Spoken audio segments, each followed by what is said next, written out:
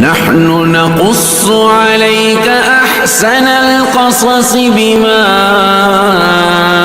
أوحينا إليك هذا القرآن. بسم الله الرحمن الرحیم. یو ملګری تاسو کړو چې د روزي په حالت کې یو انسان رانجه اچي، نو رانجه اچولو سره د روزه ماتيږي او کنه. فتاوی هندیه کې دی و اذا بزق فرأى اثر الكحل ولونه في بزاقه عامة المشايخ على انه لا يفسد صومه وهو الاصح. د روزي په حالت کې یو انسان رانجه واچي، خو رانجه دونه ډیر واچي چې داغه اثر داغه په لاړو کې هم ظاهر شي، اتورواله معلوم شي، به هم روزه نه ماتيږي. رانجو اچولو سره په روزه باندې هیڅ قسم څه اثر نه ورځي، روزه بالکل قائمه او دائمه ده، روزه وسره نه ماتيږي. سلام.